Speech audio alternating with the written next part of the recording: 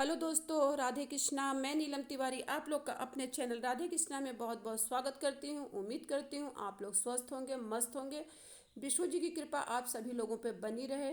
तो आज इस वीडियो के माध्यम से हम बताएंगे कि कार्तिक स्नान कैसे करने चाहिए और कार्तिक स्नान कौन कर सकता है, कार्तिक स्नान में किन नियमों का पालन करना चाहिए, तुलसी जी की पूजा अर्चना कैसे करना चाहिए, ठीक है, दीपदान कैसे करना चाहिए, पीरियड में पूजा कैसे करने चाहिए, इन सब की जानकारी हम इस वीडियो के माध्यम से आप लोग को देंगे। तो वीडियो के अंत तक आप लोग बने रहें। तो चलिए जानते हैं दोस्तों कि कार्तिक मास की पूजा कैसे करनी चाहिए। देखिए, कार्तिक मास जो है शरद पूर्णिमा से लेके कार्तिक पूर्णिमा तक स्नान किया जाता है। इसे कार्तिक स्नान कहते हैं। कार्तिक का जो महीना होता है वो विष्णु जी को बहुत ही प्रिय होता है। विष्णु जी से जब नारद जी ने पूछा कि हे प्रभु, मासों में कौन सा मास आपको सबसे ज़्यादा प्रिय है, तो विष्णु भगवान कहें कि हे नारद, कार्तिक का महीना मुझे बहुत ही प्रिय है। कार्तिक के महीने में जो विष्णु भगवान होते हैं वो जल में होते हैं। तो इसीलिए कार्तिक स्नान का बहुत महत्व है, क्योंकि यहाँ पे जल से संबंधित चीज़ें हो रही हैं। और दीपदान का भी बहुत महत्व कार्तिक में होता है। तो देखिए, कार्तिक स्नान 13-14 साल के ऊपर का हर बच्चा कर सकता है, चाहे वो लड़की हो चाहे वो लड़का हो, कोई भी कार्तिक स्नान कर सकता है। लेकिन कार्तिक स्नान करने के कुछ नियम होते हैं। कार्तिक स्नान का टाइम होता है, ऐसे कार्तिक स्नान नहीं किया जाता है। कार्तिक स्नान करने से पहले कार्तिक स्नान का संकल्प लिया जाता है कि हम 1 महीना तक पूरा निष्ठा से कार्तिक स्नान का संकल्प लेते हैं और कार्तिक स्नान शुरू करते हैं। देखिए, अगर आप लोग कार्तिक स्नान करते हैं तो यकीन मानिए कि आप लोग की जो पूजा है वो 4:45 बजे के अंदर आपकी पूजा जो है पूरी तरह से हो जाना चाहिए। तुलसी जी को दीपक 4:45 बजे के अंदर ही आप लोग को अर्पित कर देना चाहिए। आप लोग अगर 4 बजे उठेंगे तभी ये काम कर पाएंगे। 4 बजे आप लोग का स्नान हो जाना चाहिए। जब आसमान में तारे दिखते हैं तभी कार्तिक स्नान का फल पूर्ण रूप से आप लोग को मिलता है। अगर आप लोग नदी सरोवर में स्नान नहीं कर सकते हैं, वैसे भी कोई नहीं कर पाता है आजकल की बिजी लाइफ में, तो आप घर पे स्नान करिए। घर पे गंगा जल डाल लीजिए, हर हर गंगे करके स्नान कर लीजिए। उसके बाद आप लोग अपनी पूजा की तैयारी करिए। और कार्तिक मास में जब आप सुबह नहाएंगे, 4 बजे नहाएंगे, 4 बजे और 4:45 बजे के अंदर अपनी पूजा कंप्लीट करेंगे, तो कार्तिक में सूर्य देवता का दर्शन बहुत ही कम होते हैं। तो ऐसा नहीं है कि सूर्य दर्शन नहीं हो रहा तो सूर्य को आप अर्घ नहीं देंगे, सूर्य को जल नहीं देंगे। सूर्य को जल देना है, क्योंकि बिना सूर्य के जल के आपकी कार्तिक स्नान जो है उसको पूर्ण नहीं माना जाता है। क्योंकि पहले के जो ऋषि मुनि थे वो लोग जब आसमान पे तारे दिखते थे तभी स्नान करते थे और सूर्य भगवान को ही जल देते थे। वो लोग नदी में ही अपने अंजलि में जल लेके सूर्य भगवान को अर्पित करते थे। तो आप लोग सूर्य भगवान का ध्यान करते हुए, उनका ध्यान करते हुए पहले सूर्य भगवान को जल अर्पित कीजिए। फिर आप लोग अपने मंदिर की पूजा करिए, तुलसी जी का पूजा करिए। ध्यान रखिए कि कार्तिक मास में तुलसी जी का पूजा करने के जो नियम होते हैं बहुत ही अलग होते हैं। जैसे हम लोग हर महीने में करते हैं, ऐसा नियम कार्तिक मास में तुलसी के नहीं होता है। आप लोग को क्या करना है, एक छोटी सी तुलसी लगा लेना है और तुलसी आपको ऐसे जगह रखना है जहाँ पे आप अच्छी तरह से परिक्रमा कर सकें, क्योंकि तुलसी की परिक्रमा का कार्तिक में बहुत ही महत्व होता है। तो तुलसी को आपको छोटे गमले में लगा लेना है और उसको बीचों बीच में रखना है। या तो आप छत पे रख दीजिए या तो अपनी बालकनी में रख दीजिए। अगर आंगन है तो बहुत ही अच्छा है। तो पहले आप अपनी तुलसी रख लीजिए। इसमें क्या करना है, तुलसी में जो है कि जो ये कार्तिक मास में है, तुलसी के पूजा का जो नियम है बहुत ही वो होता है। कार्तिक मास में या तो आप घी का दीप दीजिए तुलसी जी को, या तो तिल के तेल का, क्योंकि कार्तिक में तिल का भी, तेल का बहुत महत्व होता है। तो कार्तिक में जब आप पूजा करें, तुलसी जी की पूजा करिए, तो तुलसी जी की पूजा पूरी विधि विधान के साथ करिए। आप उनको पीला चंदन लगाएंगी, आप उनको दीप दान करेंगी, जल अर्पित करेंगी। लेकिन ध्यान रखिएगा कि कार्तिक में तुलसी माता जी को सिंदूर आप लोग को नहीं लगाना है, क्योंकि कार्तिक में तुलसी को सिंदूर एकादशी के दिन ही लगाते हैं। जब हम लोग तुलसी विवाह करते हैं तब लगाते हैं। कार्तिक में तुलसी माँ को की कुंवारी रूप की पूजा करते हैं। उनके विवाहिता रूप की पूजा हम लोग कार्तिक मास में नहीं करते हैं। तो इसलिए कार्तिक मास में तुलसी जी को आप लोग को सिंदूर नहीं लगाना है। सिंदूर जिस दिन हम तुलसी विवाह करेंगे उसी दिन हम लोग तुलसी जी को सिंदूर लगाते हैं। ठीक है, पहले आपको क्या करना है, तुलसी जी को जल अर्पित कर दीजिए, जल से उनको स्नान करा दीजिए, पीला चंदन लगा दीजिए, जो भोग है आपके पास वो भोग लगा दीजिए। पुष्प अगर है तो बहुत अच्छा है, पुष्प अर्पित कर दीजिए। फिर एक दीप दान कर दिए। दीप दान इसमें दोनों टाइम होता है, सुबह और शाम को। जो लोग कार्तिक स्नान करेंगे उनके लिए ये नियम है, दोनों टाइम आप लोग तुलसी माता को दीप दान करेंगे। दीप दान ऐसे टाइम पे सुबह का होगा कि जबकि थोड़ा अंधेरा रहेगा, तभी आप तुलसी जी को दीप दान कर सकते हैं। सूर्य निकलने के बाद तुलसी जी को दीप दान आप नहीं करेंगे।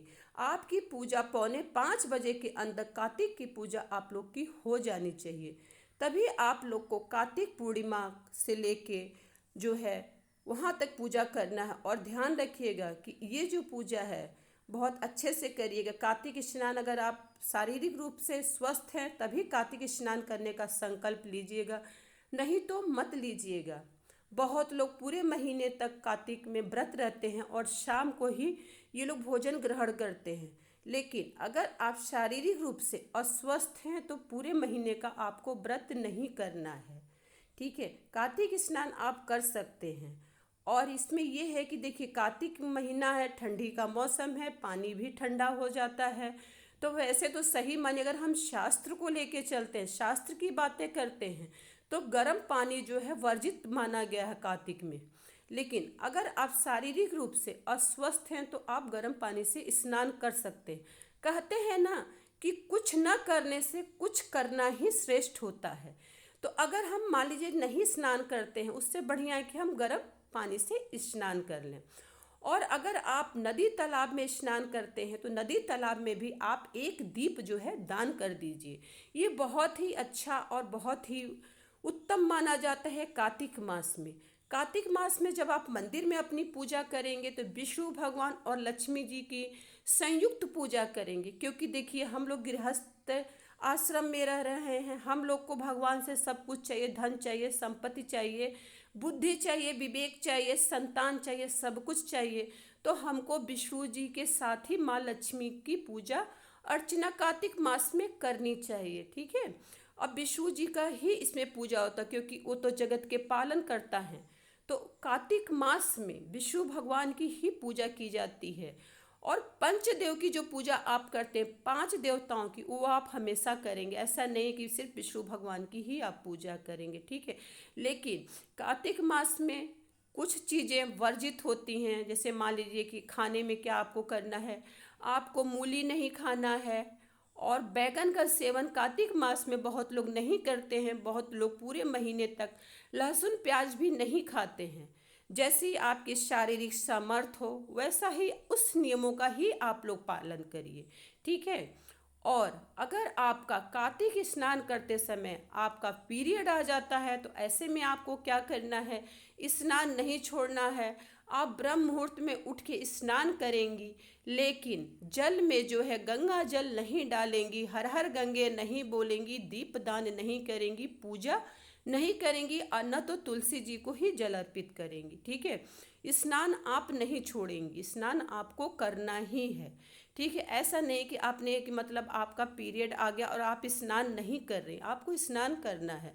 आपको मानसिक पूजा करना। मानसिक पूजा आप कैसे करेंगी, मान लीजिए आपने स्नान कर लिया, आप एक जगह कहीं बैठ जाइए, बैठे बैठे आप अपना ध्यान लगा लीजिए। ध्यान लगा के ही आप अगर मानसिक पूजा करती हैं तो वो पूजा समझिए बहुत ही श्रेष्ठ मानी जाती। और मानसिक पूजा करने में पीरियड में कोई दोष नहीं लगता।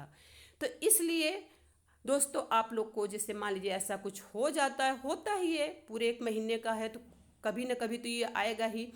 तो आप लोग इसमें आप लोग को मानसिक पूजा करना है, किसी तरह का कोई वो नहीं है, सब भगवान देखता है। ठीक है, तुलसी जी की पूरी विधि विधान के साथ पूजा करिए। तुलसी परिक्रमा जरूर करिएगा, क्योंकि बिना परिक्रमा के तुलसी पूजा आपकी पूर्ण नहीं होगी। पूरी विधि विधान के साथ तुलसी जी का कुंवारी रूप की पूजा की जाती, विवाहिता रूप की पूजा कार्तिक महीने में तुलसी माता की नहीं की जाती। इस बात का ध्यान रखिएगा।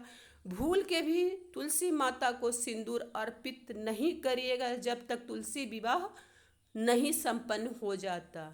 यानी कि जब देव उठनी एकादशी के दिन जब शालिग्राम से माँ तुलसी का विवाह होता है तो उसी समय तुलसी का विवाह करके जिस तुलसी की हम लोग पूजा करते हैं, छोटी तुलसी को, बहुत लोग उस तुलसी का मंदिर में दान कर देते हैं। जैसे एक लड़की की विदाई करते हैं तो माना जाता है कि जिस तुलसी का हम लोगों ने कार्तिक में पूजा किया है उसका दान करने से बहुत ही कहते हैं ना, अश्वमेध यज्ञ का फल आपको प्राप्त होता है।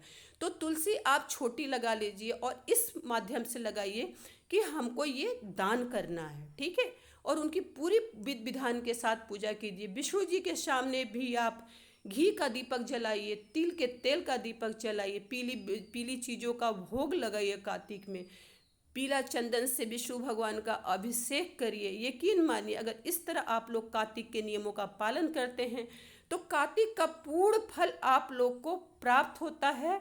इस तरह आप लोग को कार्तिक के नियमों का पालन करते हुए पूरी कार्तिक मास स्नान करना है, ध्यान करना है, जप करना है, मंत्रों जो आप मंत्र उच्चारण करते हैं उनको करना है और दान भी करना है। कार्तिक के दान का बहुत महत्व होता है। कार्तिक का दान आपको 100 गुना नहीं कई गुना हो क्या कई जन्मों तक आपको प्राप्त होता है। अगर आप लोग को मेरी वीडियो ये पसंद आए तो प्लीज़ मेरे चैनल को सब्सक्राइब कर दीजिए, बेल आइकन को प्रेस कीजिए ताकि मेरी वीडियो का नोटिफिकेशन सबसे पहले आप तक पहुँचे। धन्यवाद।